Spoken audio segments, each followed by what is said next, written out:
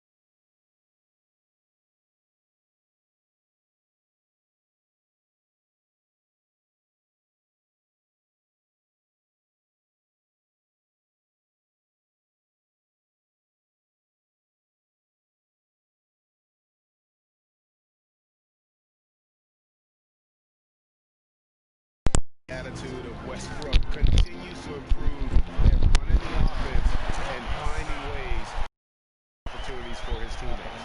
And he can time his passes so perfectly. Wow, what an assist. With it, what a tremendous game he played against Minnesota.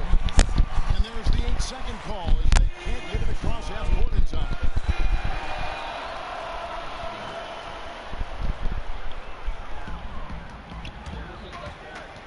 There's Rose with the three. The Pistons rebound. And Drummond kicks to Kennard. And here's Rose outside and no good. So Houston will take it the other way. This time they met in Houston. Yeah, and looking back at their last game against this club, they were badly out-rebounded. Yeah, and that turned the tide, the rebounding differential. They've got to focus and make it a team effort to really pound the glass. Here's Griffin following the basket by Russell Westbrook. And Blake Griffin said early in his career he used to rely on his athleticism to get by. He said the problem was every season he'd be worn out by February. So diversifying his offensive game has helped him to kind of withstand the rigors of a long NBA season. That free throw, no good.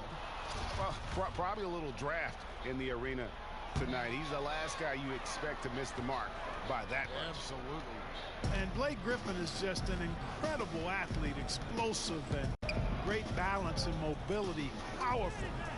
A big guy who can flat out throw it down, and he also can pass it too. And stolen by Drummond. On its way from Rose for two. That's short off the rim.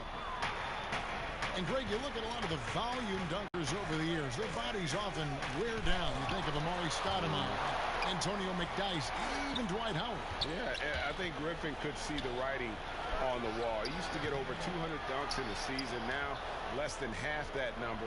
But the trade-off, hopefully, will be longevity and an increased skill set. Nice way to start the evening. His numbers getting called, and for good reason. Well, you know, Greg, they can count on him to get buckets. I mean, he's getting the ball because he's very efficient when he has it. Here's Kennard. That drops. And it comes off an assist from Griffin. Kennard's got his first points of the night. Rockets have gone 3 of 5 shooting the ball so far.